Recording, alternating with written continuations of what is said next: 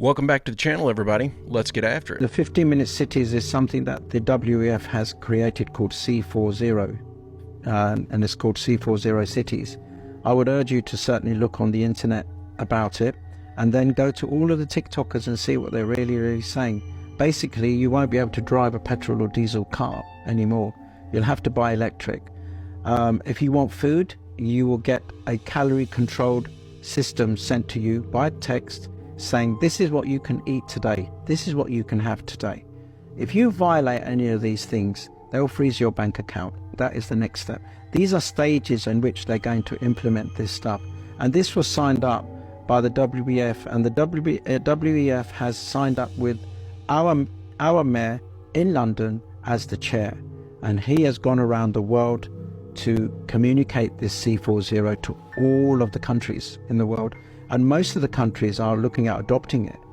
Now, I am going to abolish it. It is a hopeless position.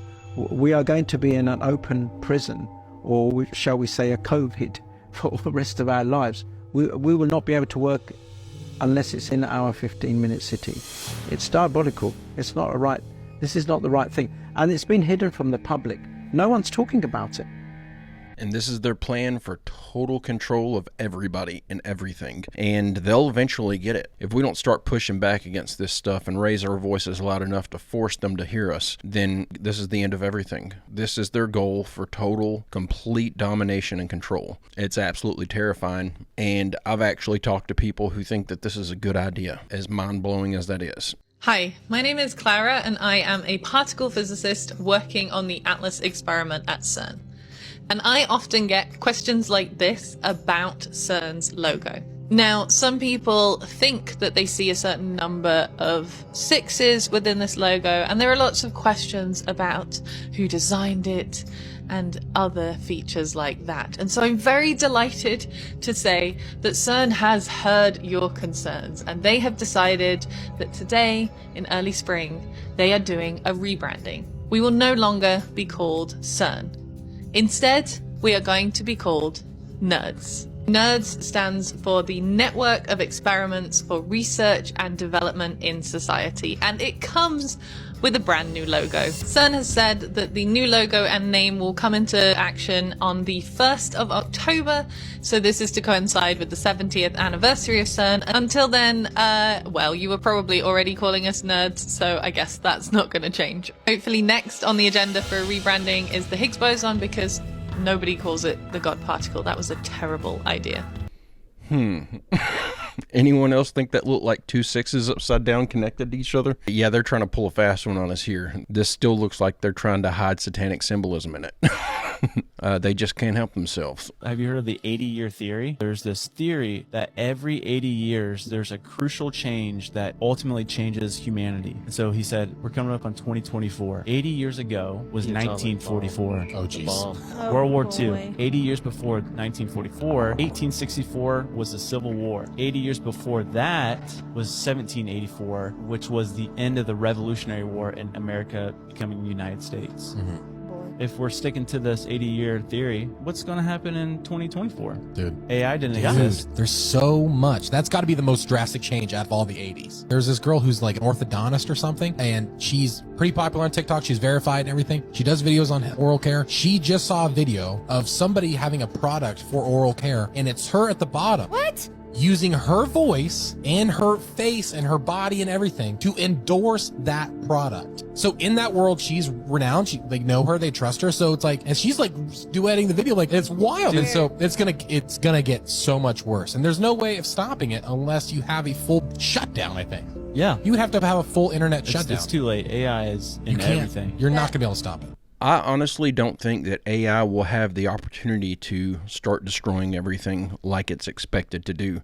I think that humans will destroy everything before it has the opportunity. The reason I say that is because it seems like every country is itching to start a new world war. It doesn't seem like anybody's actually trying to solve anything. Everyone's just instigating and antagonizing their opponent and trying to rile them up and throw more fuel on the fire. I don't think AI will be that big of a problem, because I think we'll likely be thrown back into the Stone Ages technologically before we reach that point. Hey, If you're enjoying this video and you like this kind of content, I make a new one just like it every day, Monday through Friday. It'd be awesome if you'd hit that subscribe button and come back on Monday to join me. Into the C40 websites. The C40 is the consortium of municipalities that have signed on to the 15-minute city plan.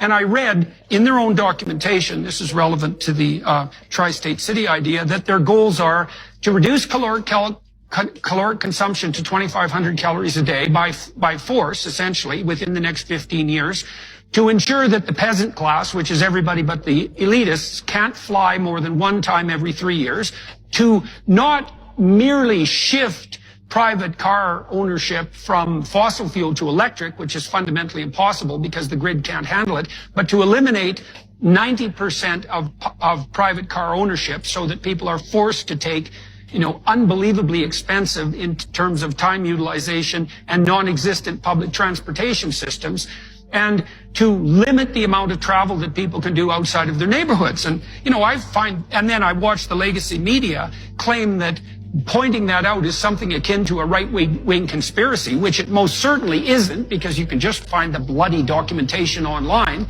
And then I look at places like China, which have taken this to an extreme.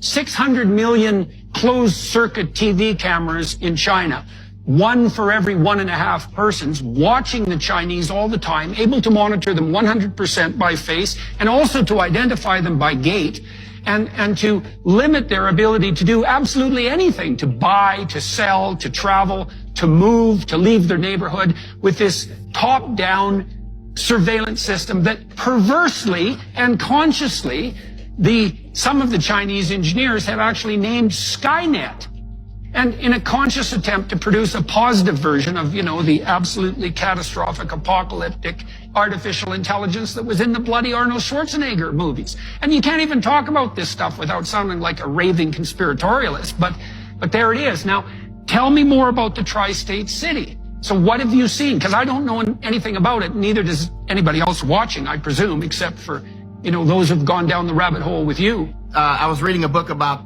cholera a couple of years ago. I think it was called Ghost Map. And interestingly, towards the end of the book, the author, in an otherwise excellent book, started talking about these smart cities where, basically everything, we don't have to worry about any disease anymore, that sort of thing. Last time I was in China, I got kicked out of Hong Kong in 2020. I was a bad boy. I was watching the protests, and they finally kicked me out after 7 months. That was Hong Kong. But last time I was in mainland China, I was actually researching information more. I was in places like Nanjing and Shanghai and that sort of thing. But I was in southern China, where the Uyghurs are, for part of that trip. And I was talking with restaurant owners and farmers and that sort of thing. And various restaurant owners told me that when a Uyghur comes in, they are mandated by law to call the police immediately. The police immediately come to check. So the smart city goes beyond mere optics. They're installing those cameras all over Hong Kong. They were doing that when I left. That's in Hong Kong. But over in mainland China, it's not just the cameras everywhere. It's also, you're mandated to call. When I was in Hong Kong, by the way, in the protest, the protesters would take their lasers and shine them in the cameras and burn out the sensors. Actually, my camera got a little damaged by it. But that's not a long-term solution, obviously. But what I'm getting to is these smart cities are clearly coming, and they're already here to some degree every time we use our cards and that sort of thing. But they're clearly taking it to a higher level of complete control. And again, this isn't conspiratorial. They say they're going to do it. When you talk about Mark Rutte, the Prime Minister of Netherlands, you can see Klaus Schwab going, where do you find such prime ministers as Mark Rutte? Did you see him say, I watch your Twitter, Jordan, and I watch a lot of your podcast. I know you know what's going on because you talk about it all the time.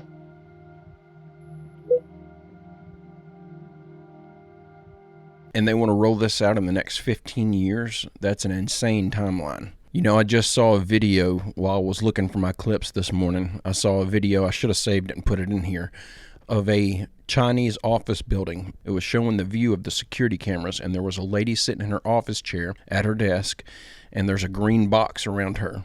And when she gets up and walks away from her chair, the box turns red, showing that the chair's empty. It shows her get up and walk away from the chair and go over and talk to another employee apparently just having casual conversation for about a minute and a half. And then when she comes back and sits down in the chair, the box lights up green again.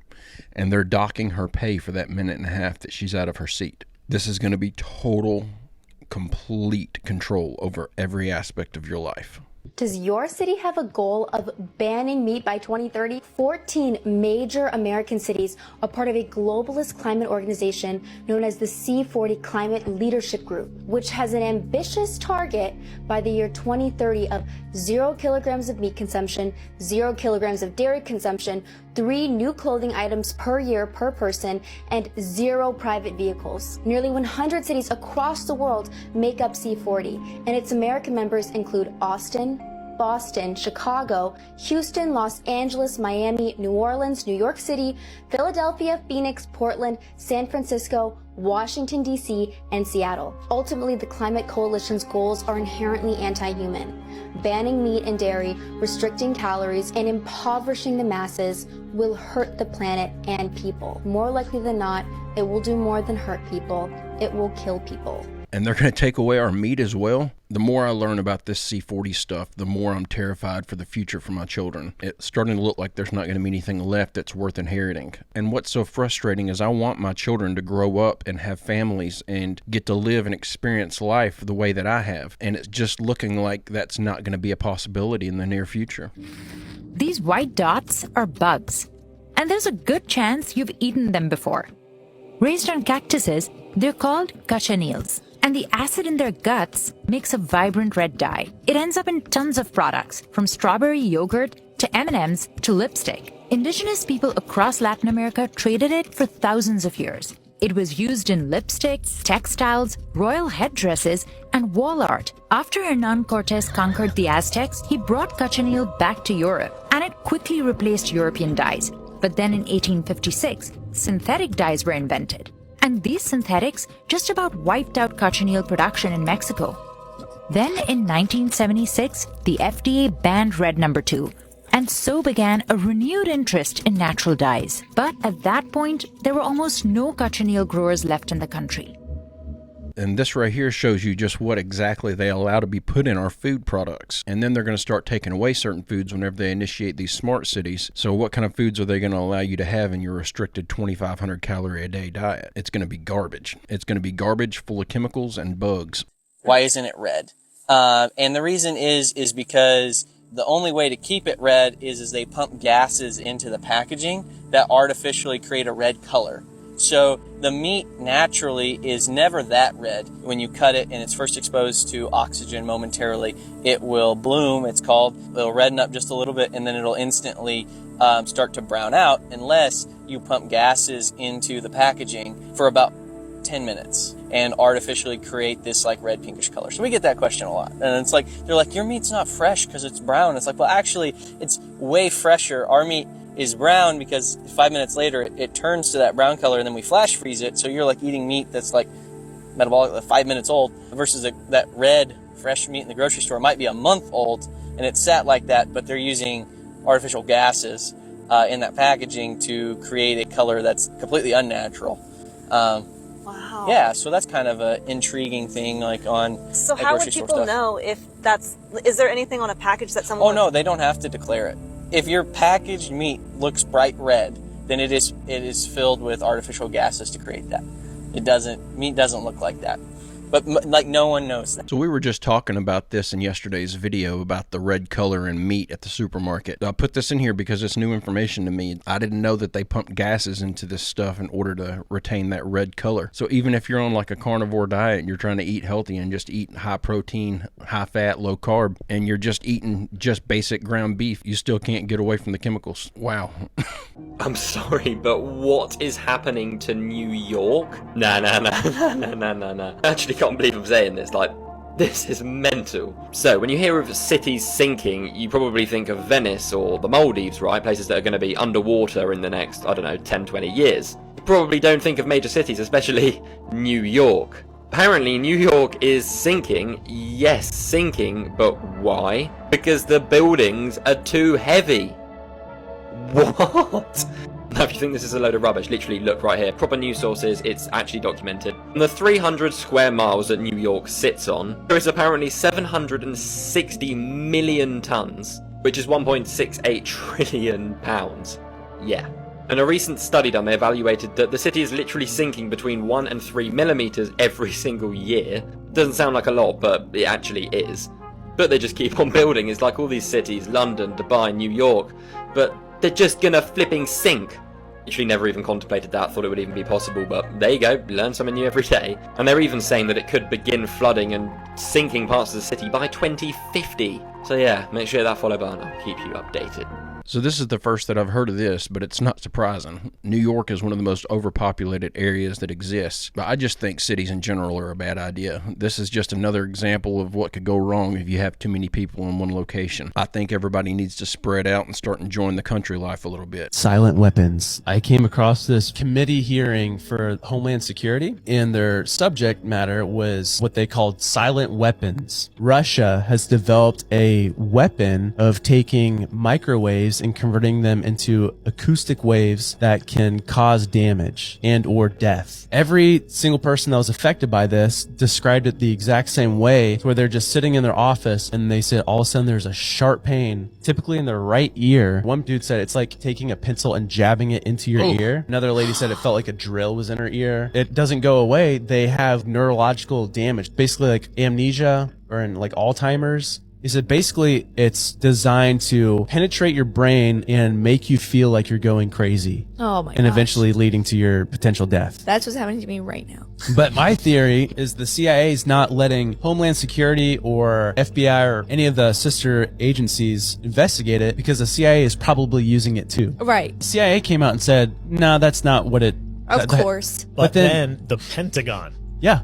They requested $36 million to investigate that specific issue. $36 million is kind of validating, in my opinion, that it exists. They're just like literally maniacally pulling the strings of the world. Horrible. Anyways, what are you going to do about that? I think this is another example of the United States pointing the finger at Russia and trying to detract from what they're already doing, because we've already got this technology. Russia's not developing something that we don't already have our hands on. We've all heard about the Havana syndrome and these direct energy weapons and stuff. The United States already has this. They're just pointing the finger at Russia. Why? What made it scary? The eyes looked evil. Evil? Mm-hmm. And what was evil about them? Say what you mean by evil.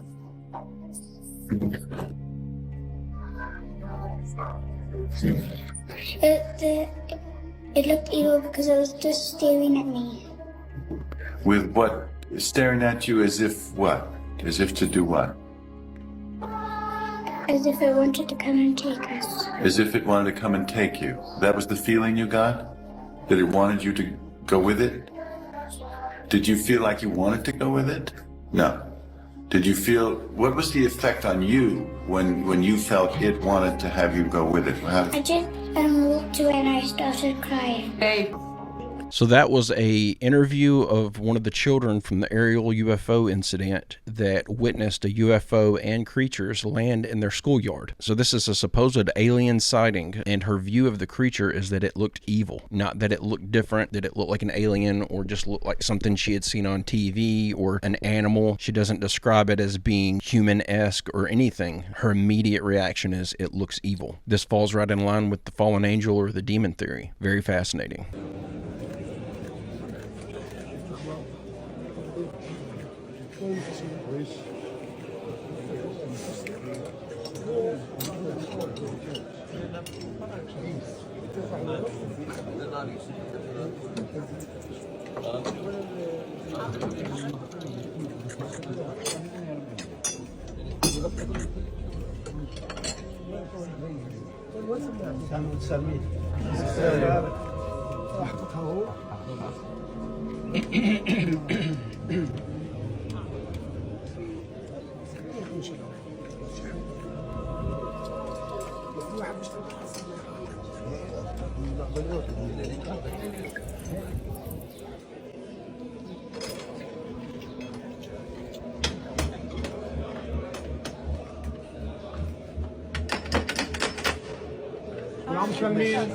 Happy Easter.